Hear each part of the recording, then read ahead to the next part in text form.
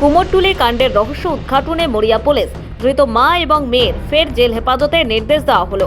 বৃহস্পতিবার বারাসাত আদালতে পেশ করা হলে অভিযুক্ত ফাল্গুনী ঘোষ এবং আরতি ঘোষের 14 দিনের জেল হেফাজতের নির্দেশ দিলেন বিচারক। বুধবারই অভিযুক্তদের ব্যাংশাল আদালতে পেশ করা হলে একদিনের জেল হেফাজতের নির্দেশ দিয়েছিল আদালত। সেই হেফাজত শেষ হতেই ফের 14 দিনের জেল হেফাজত। ব্যাংশাল কোর্ট অর্ডার করেছিল, ব্যাংশাল কোর্ট অনুযায়ী এখানে প্রডিউস হয়েছে এসিজেম স্যার, জাস্ট ওরা মানে জেসি দিয়েছেন, কোনো পিসি ছিল না, জেসি দিয়েছেন। কতদিনের জেসি? ওই 13 অবধি 14 দিন। লার্নেট কোর্ট ওদের বেল অ্যাপ্লিকেশনকে রিজেক্ট করে 14 দিনের কাস্টাডি দিল। নেক্সট ইনভেস্টিগেশনের সবে শুরু, এখন ইনভেস্টিগেশন হোক, তারপরে কেন মোটিভ কী কারণে মেরেছে সেটা টোটালটাই ইনভেস্টিগেশন উঠে আসবে। আমার মক্কেল সম্পূর্ণ নির্দোষ, আমরা সেই গ্রাউন্ডেই বেল প্রেয়ার করেছি। আমরা দুজনের জন্যই বেল প্রেয়ার করেছি এবং লার্নেট কোর্ট কনসিডার করে সেটাকে রিজেক্ট করেছেন। 13/3/2025 নেক্সট ডেট ফিক্স করেছে। জানা গিয়েছে এদিন আদালত চত্বরে অসুস্থ হয়ে পড়েন অভিযুক্ত আরতি ঘোষ। অসুস্থ, আমরাও দেখলাম অসুস্থ হয়ে গেছে, তার প্রভিশন আছে, কোর্ট নিশ্চয়ই তার অ্যাসিস্ট্যান্ট দেবে, মেডিকেল অ্যাসিস্ট্যান্ট। আমরা যেটা অ্যাজ পার মাই ক্লায়েন্ট ভার্সান আমরা কোর্টের কাছে মুভ করেছি, আমরা মেডিকেল অ্যাসিস্ট্যান্সের প্রেয়ার করেছি। এবার লার্নেট কোর্ট অর্ডার করেছেন, সেই অর্ডার অনুযায়ী যাওয়া হবে। এদিকে বুধবারই ব্যাংশাল আদালত কলকাতা পুলিশকে নির্দেশ দিয়েছিল সমস্ত কেস ডায়েরি মধ্যমগ্রাম থানার হাতে তুলে দিতে। সেই মতো কেস ডায়েরি মধ্যমগ্রাম পুলিশের হাতে তুলে দেয় কলকাতা পুলিশ। গত মঙ্গলবার সকালে কুমোরটুলিতে ট্রলিবন্দি মহিলার দেহ ভাসাতে গিয়ে পুলিশের হাতে ধরা পড়ে 2 মহিলা।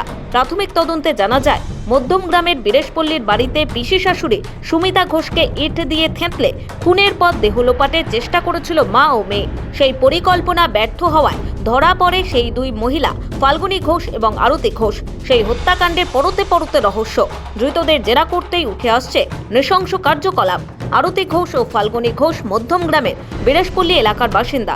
জানা গিয়েছে বেশ কিছুদিন ধরেই পিসি শাশুড়ি সুমিতা ঘোষের সম্পত্তি হাতানোর চেষ্টা করছিল অভিযুক্ত ফাল্গুনী। আগেই মৃতার এটিএম কার্ডের পিন পাল্টে নিয়েছিল অভিযুক্ত বৌমা ফাল্গুনী। খুনের পর সুমিতার অ্যাকাউন্ট থেকে 25,000 টাকাও তুলেছিল সে। জানা গিয়েছে মৃতা সুমিতা পূর্ব বর্ধমানের নাদনঘাটের বাসিন্দা, তবে থাকতেন শিয়ালদহে বোনের বাড়িতে। কয়েকদিন আগেই মধ্যমগ্রামে ফাল্গুনী ও তার মা আরতির বাড়িতে আসেন তিনি। এদিকে ফাল্গুনী ঘোষের সঙ্গে স্বামীর বিবাহ বিচ্ছেদের মামলা চলছে, তাই ফাল্গুনী মধ্যমগ্রামে মা আরতির সঙ্গে ভাড়া থাকত। সম্পত্তি গয়নাগাটি নিয়ে দুপক্ষের গোলমাল ছিল। এদিকে সুমিতা ও ফাল্গুনী, ফলে সুমিতার ব্যাংকের লকারে থাকা 70 ভরি সোনার গয়নার উত্তরাধিকারী কে তা নিয়ে পরিবারের অন্দরে জল্পনা ছিল। সুমিতার সেই গয়না ও সম্পত্তির ওপরেই লোভ ছিল ফাল্গুনীর। সঙ্গে সঙ্গে তার ব্যাংকে থাকা 3.5 লক্ষ টাকা হাতানোর ফন্দিও আঁটছিল অভিযুক্তরা। সূত্রের খবর, তদন্ত চলাকালীনও পুলিশ আরও জানতে পেরেছে পিসি শাশুড়িকে খুনের পর নাকি মা আরতি ঘোষকে নিয়ে বউবাজারে গিয়েছিল খুনি ফাল্গুনী। 50,000 টাকার গয়নার অর্ডারও দিয়েছিল। মনে করা হচ্ছে মৃত সুমিতা ঘোষের টাকাতেই এই গয়না অর্ডার করেছিল ফাল্গুনী।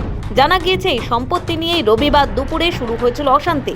সেই সময় ইটের আঘাতে পিসি শাশুড়িকে খুন করে ফাল্গুনী।